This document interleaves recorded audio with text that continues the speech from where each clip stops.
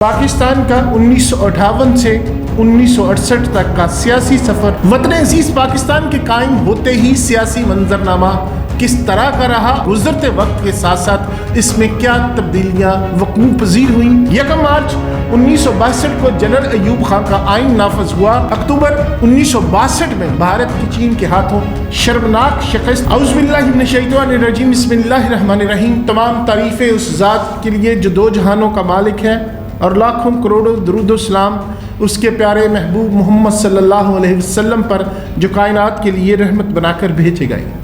ناظرین، پاکستان کا 1958 سے 1968 تک کا سیاسی سفر ایک سازش جو حقیقت بن گئی۔ ایک شخصی آئین، بھٹو اور ایوب کی دشمنی حفظ اقتدار نے کس طرح ملک کے ٹکڑے کر دیے، پاکستان امریکہ کے ہاتھوں امریکہ روس سرد جنگ میں کس طرح ایک مہرہ بنا تھا، یہ آج کی ویڈیو میں ہم آپ کو بتائیں گے۔ دوستو، وطن عزیز پاکستان کے قائم ہوتے ہی سیاسی منظرنامہ کس طرح کا رہا اور گزرتے وقت کے ساتھ ساتھ اس میں کیا تبدیلیاں وقوع پذیر ہوئیں، پاکستانی سیاسی منظرنامے کے دوسرے اشرے میں خوش آمدید، یعنی اپنی دوسری ایپیسوڈ میں آپ کو ویلکم کرتے ہیں۔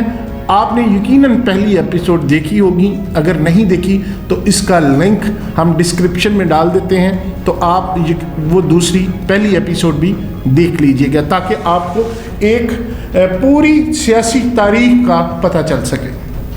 تو اب شروع کرتے ہیں۔ پاکستان کا 1958 سے 1968 تک کے سیاسی سفر میں ایک سازش تیار ہوئی جو بعد ازاں حقیقت بن گئی۔ اس دور میں امریکی صدر آئزن ہاور کا دورہ پاکستان بھی اس سلسلے کی ایک کڑی تھی۔ بنیادی جمہوریت کو متعارف کروا کر یہ فیصلہ کیا گیا کہ ملک میں کوئی صوبائی اسمبلی نہیں ہوگی اور دونوں صوبوں کا نظم و نسق گورنر چلائیں گے جو صدر ہی مقرر کرے گا اور اسی کے سامنے وہ جواب دہ ہوں گے۔ اس سے پہلے ایوب حکومت نے ذرائع ابلاغ پر شب خون مار کر ہر قسم کی مخالفانہ آواز کو دبا دیا تھا اور بیشتر سیاستدانوں کو نااہل کر کے اعلیٰ عہدوں پر فوجی افسران کو تعینات کر چکی تھی یہ حکومت۔ فروری 1960 کو صدارتی انتخابات منعقد ہوئے جن میں 80,000 میں سے 75% یعنی کل 96% کے مارجن سے ہی بی ڈی ممبران نے جنرل ایوب خان کو صدر منتخب کیا تھا۔ ان کے سامنے یہ واحد سوال رکھا گیا تھا کہ کیا آپ کو صدر فیلڈ مارشل محمد ایوب خان حلال پاکستان حلال جرت پر اعتماد ہے؟ سرد جنگ کے اس دور میں جنرل ایوب خان کا کردار ایک امریکی سپورٹر کا تھا۔ امریکی مفادات کے تحفظ کے لیے ہی پاکستان پر قابض ہوئے تھے جس کے عوض بھاری مالی اور فوجی امداد سے مالا مال ہوئے تھے، لیکن مفاد پرست اور بے ضمیر مغربی ممالک کے لیڈروں کو اپنی جمہوریت پسند عوام اور میڈیا کو بھی جواب دینا پڑتا تھا جن کے لیے کسی ڈکٹیٹر یا کمیونسٹ ملک کے سربراہ میں فرق کرنا مشکل ہوتا تھا۔ یہی بنیادی وجہ تھی آنکھوں میں دھول جھونکنے کے لیے پاکستان کے ہر آمر نے اپنی جمہوریت کا ڈھونگ رچایا۔ جنرل ایوب خان نے بنیادی جمہوریتوں کی بنیاد پر عوام الناس کو حق کے رائے دہی سے محروم کیا تو یایا نے بالغ رائے دہی کی بنیادوں پر انتخابات کروا کر بھی اقتدار چھوڑنے سے انکار کر دیا تھا۔ ضیاء الحق نے غیر جماعتی بنیادوں پر جمہوریت کے نام پر لوگوں کو بیوقوف بنایا تو مشرف نے لوٹوں کی مدد سے حکومت بنائی۔ نقصان اگر ہوا تو صرف پاکستان کا اور اس کے بے بس عوام کا جنہیں کبھی طاقت کا سرچشمہ نہیں سمجھا گیا اور جو آج بھی کولو کے کسی بیل کی طرح آنکھوں پر پٹی باندھے چل چل کر تھک کر چور ہو چکے ہیں اور کسی کو رحم بھی نہیں آیا۔ دوستو، پاکستان کے صدر field marshal general Ayub Khan نے اپنے اقتدار کے دوران کئی دفعہ سرکاری دورے پر وہ امریکہ گئے ان کا وہاں شاندار استقبال ہوتا تھا، جن کی واحد وجہ یہ تھی کہ جنرل صاحب امریکی حکومت اور عوام کے بہت بڑے محسن بن چکے تھے، کیونکہ انہوں نے امریکی مفادات کے تحفظ کے لیے اپنے ملک کی سلامتی تک کو داؤ پر لگا دیا گیا۔ ایک سال پہلے یعنی 1 مئی 1960 کو روس یا سوویت یونین بھی آپ کہہ سکتے ہیں نے پشاور کے قریب بڈ پیر کے مقام سے امریکی فوجی اڈے سے اڑ کر آنے والے ایک جاسوسی طیارے کو اپنی حدود میں مار گرایا تھا۔ اس در اندازی پر پاکستان کو سنگین نتائج کی دھمکی بھی دی تھی، جس نے امریکہ کے کان کھڑے کر دیے تھے۔ 1 مارچ 1962 کو جنرل ایوب خان کا آئین نافذ ہوا۔ یہ ایک صدارتی آئین تھا جس میں طاقت اور عقل کل صدر کی ذات تھی اور عوام محض رایا اور تماشائی تھے۔ سیاسی پارٹیوں پر پابندی تھی، لیکن خود صدر صاحب کے مسلم لیگ کو ہائی جیک کرنے کی گنجائش رکھی گئی تھی۔ ایک خاص بات یہ بھی تھی کہ اس آئین میں پاکستان کو اسلامی جمہوریہ کی بجائے صرف دا ریپبلک آف پاکستان قرار دے دیا گیا تھا۔ صدر کو مکمل اختیار حاصل تھا کہ وہ ہر کسی کو گھر بھیج سکتا تھا اور اس کا حکم آرڈیننس کی صورت میں قانون بن جاتا تھا۔ صدر اسمبلی کے کسی بھی فیصلے کو ویٹو کر سکتا تھا، جبکہ 2/3 اکثریت سے صدر کا محاسبہ بھی کیا جا سکتا تھا۔ صدر کا مسلمان ہونا لازم تھا۔ 1963 میں وزارت خارجہ کا قلمدان سنبھالتے ہی بھٹو نے جہاں چین، ایران اور برما کے ساتھ دیرینہ سرحدی تنازعات کو پرامن طریقے سے حل کیا تھا، وہیں پڑوسی ملک افغانستان کے ساتھ 2 سال سے منقطع تعلقات کو بھی بحال کیا تھا۔ اس کے علاوہ انہوں نے پاکستان، ایران اور ترکی کی مشترکہ کوششوں سے RCD کی تنظیم بنائی اور عرب ممالک کے ساتھ قریبی تعلقات قائم کیے۔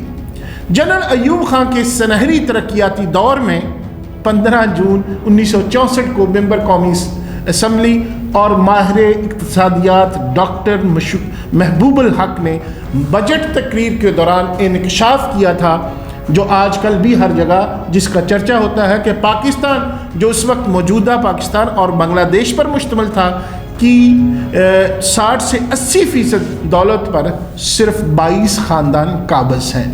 ان کے مطابق 66% صنعتیں، 89% بیمہ کمپنیاں اور 80% بینکوں کا سرمایہ صرف 22 خاندانوں کے تصرف میں ہے۔ ڈاکٹر محبوب الحق نے ان امیر ترین 22 خاندانوں کے نام تو نہیں بتائے تھے، لیکن 1963 میں جنرل ایوب خان کے دور میں ان کے سمدھی نے مبینہ طور پر خاندانی اثر و رسوخ اور غیر قانونی طریقے سے جنرل موٹر کے ٹھیکے حاصل کیے، جس سے وہ ان کے امیر ترین خاندانوں میں شامل ہو گئے تھے، یعنی 22 خاندانوں میں شامل ہو گئے تھے ان کے سمدھی۔ ان کی کندھارا انڈسٹریز کرپشن اور اقربا پروری کی ایک بدترین مثال بن گئی تھی۔ 22 خاندانوں کی اصطلاح جنرل ایوب خان کی مبینہ کرپشن اور ان کے خلاف عوامی غیظ و غضب کی ایک بڑی وجہ بھی تھی، جو ان کے افسوسناک انجام پر ختم ہوئی۔ جنرل ایوب خان پر یہ الزام رہا کہ انہوں نے فوجی افسران کو پیشہ ورانہ فرائض کی بجائے کاروبار اور کرپشن کی طرف راغب کیا تھا۔ اور اب بات کرتے ہیں فاطمہ جناح کی، جنہوں نے جنرل ایوب کے خلاف صدارتی انتخابات میں حصہ لیا تھا۔ جیسا کہ ہم سب جانتے ہیں کہ 1965 کے صدارتی انتخابات بالغ رائے دہی کی بنیاد پر نہیں ہوئے تھے، بلکہ صرف بلدیاتی اداروں کے 80,000 ممبران کو ہی ووٹ دینے کا حق حاصل تھا۔ صدر ایوب خان نے صدارتی انتخاب جیت لیا تھا۔ اگر عام انتخابات ہوتے تو 70 سالہ ضعیف خاتون مادر ملت پاکستان ہی کی نہیں بلکہ اسلامی دنیا کی پہلی مسلم خاتون صدر بنتی۔ دلچسپ بات یہ ہے کہ مذہبی حلقے عورت کی حکمرانی پر متفق نہیں تھے۔ جماعت اسلامی نے محترمہ فاطمہ جناح کا ساتھ دیا تھا، لیکن دیگر مذہبی جماعتوں نے مخالفت کی تھی۔ اکتوبر 1962 میں بھارت کی چین کے ہاتھوں شرمناک شکست کے بعد پاکستان کے عسکری ماہرین نے موقع جانا کہ وقت آ گیا ہے کشمیر بزور شمشیر آزاد کروایا جائے۔ اس منصوبے میں پاکستان کے تربیت یافتہ کمانڈو کو مقبوضہ کشمیر میں بھیجا گیا تھا، جہاں مواصلات اور جنگی تنصیبات کی تباہی سے بھارتی فوج کو وادی سے نکالنا مقصود تھا۔ توقع تھی کہ مقبوضہ کشمیر کے عوام بھرپور تعاون کریں گے، لیکن ایسا نہیں ہوا۔ دشمن توقع سے زیادہ ہوشیار تھا اور یہ آپریشن جبرالٹر کا منصوبہ بری طرح ناکام ہوا تھا۔ آپریشن جبرالٹر کی ناکامی کے بعد پاکستان نے آپریشن گرینڈ سلام کے طور پر اخنور فتح کرنے کی ایک اور ناکام کوشش کی تھی۔ اس دوران بھارت نے 6 ستمبر 1965 کو اچانک اور رات کی تاریکی میں لاہور اور سیالکوٹ سیکٹروں پر حملے کر کے پاکستان کے دباؤ کو کم کر کے کشمیر کو بچا لیا تھا۔ اس دوران انڈیا نے 5 اگست 1965 کو پونچھ کے قریب درہ حاجی پیر، کارگل اور ٹیٹووال کے وسیع علاقوں پر قبضہ کر کے پاکستانی گریلوں کی در اندازی بند کر دی تھی۔ اسی آپریشن کے دوران 23 اگست 1965 کو پاکستان نے چھمب کے گاؤں پر قبضہ کر لیا تھا۔ یہ آپریشن جنرل اختر حسین ملک کی قیادت میں ہوا تھا، جنہوں نے 5 ستمبر 1965 کو ایک اور گاؤں جوڑیاں پر قبضہ کر لیا تھا اور اخنور کی طرف سے کامیابی سے پیش قدمی جاری رکھی تھی۔ اس شاندار کارکردگی پر حکومت پاکستان نے انہیں حلال جرت کا تمغہ دیا تھا، لیکن قادیانی ہونے کی وجہ سے کامیابی کا کریڈٹ دینے کی بجائے کارروائی کے دوران انہیں تبدیل کر کے کمانڈ جنرل یحییٰ جیسے نااہل ترین جرنیل کو دے دی گئی۔ 36 گھنٹے کمانڈ کی تبدیلی میں لگ گئے، جو دشمن کے لیے کسی نعمت سے کم نہیں تھے۔ اس دوران دشمن نے نہ صرف دفاعی پوزیشن مضبوط کر لی، 6 ستمبر 1965 کو لاہور اور سیالکوٹ کے محاذ کھول کر پاکستان کی توجہ اس طرف مبذول کروا کے اخنور اور کشمیر کو بچا لیا تھا۔ پاکستان نے اس مشن میں ناکامی میں انعام کے طور پر جنرل یحییٰ کو آرمی چیف بنا دیا تھا۔ پاکستان کا دعویٰ تھا کہ لاہور اور سیالکوٹ سیکٹروں پر بھارتی حملے پسپا کر کے پاکستان نے جنگ جیتی ہے۔ دوسری طرف بھارت کا دعویٰ تھا کہ جولائی 1965 کے آخری ہفتے سے کشمیر میں ناکام مہم جوئی پر پاکستان کو شکست ہوئی ہے اور بھارت کشمیر کا دفاع کرنے میں کامیاب رہا تھا۔ متعدد عالمی لیڈروں کی کوشش سے جنگ بندی ہوئی تھی۔ بھارت نے جنگ کے دوران کشمیر کے محاذ پر درہ حاجی پیر اور ٹیٹووال کے علاوہ 700 مربع میل پاکستانی علاقے پر قبضہ کر لیا تھا، یہ ان کا دعویٰ تھا۔ اس کے مقابلے میں پاکستان نے 250 مربع میل بھارتی علاقے پر قبضہ کیا تھا۔ پاکستان اپنے علاقے واپس لینے کے لیے معاہدہ تاشقند پر مجبور تھا۔ اس معاہدے تاشقند کے بعد نہ صرف وزیر خارجہ ذوالفقار علی بھٹو اور صدر جنرل ایوب خان کے اختلافات کھل کر سامنے آئے تھے، اور اب بات کرتے ہیں 13 جنوری 1966 سے مغربی پاکستان میں احتجاجی مظاہروں کا آغاز ہوا۔ یہ تحریک جلد ہی مختلف کالجوں اور یونیورسٹیوں تک پہنچ گئی۔ لاہور میں پولیس نے مظاہرین کے ایک بڑے ہجوم پر گولی چلا دی تھی، جس کے نتیجے میں 2 طالب علم ہلاک ہو گئے۔ 14 جنوری کو تمام تعلیمی ادارے بند کر دیے گئے۔ اس دوران افواہوں کا بازار گرم ہوا کہ بھٹو کو ایوب خان کی کابینہ سے نکالا جا رہا ہے۔ بنگلہ دیش کے بانی اور سابقہ مشرقی پاکستان کی عوامی لیگ کے سربراہ شیخ مجیب الرحمان نے 5 فروری 1966 کو لاہور میں اپنے مشہور زمانہ 6 نکات کا اعلان کیا اور بنگالیوں کو باور کروا دیا کہ مغربی پاکستان ان کا استحصال کر رہا ہے اور پاکستان کی معاشی ترقی صرف اور صرف مشرقی پاکستان کے وسائل یا احتسال سے ہی ہو رہی ہے۔ اس کے لیے پٹسن کی درآمد کی مثال دی جا رہی تھی۔ عام طور پر ایوبی دور حکومت کو پاکستان میں خوشحالی کا سنہری دور کہا جاتا ہے۔ بہت سے ترقیاتی کام ہو رہے تھے، بیرونی قرضے اور سرمایہ کاری ہو رہی تھی اور ملکی معیشت کا گراف انتہائی قابل رشک تھا، لیکن زمینی حقیقت یہ تھی کہ ترقی کے تمام ثمرات صرف امیروں کے حصے میں آ رہے تھے۔ کرپشن، اقربا پروری اور سیاہ دھن کی وجہ سے ملک کی 60 سے 80% دولت پر صرف 22 خاندانوں کا قبضہ ہو گیا تھا۔ صرف ایوبی دور حکومت کے بارے میں بتایا جاتا تھا کہ اس دور میں کرپشن کے 33 ارب روپے بیرونی بینکوں میں منتقل کیے گئے تھے۔ معاشی عدم توازن کو بنیاد بنا کر 5 فروری 1966 کو لاہور میں عوامی لیگ کے سربراہ شیخ مجیب الرحمان نے متحدہ پاکستان کے نئے آئین کی تشکیل کے لیے 6 نکات یا مطالبات پیش کیے تھے۔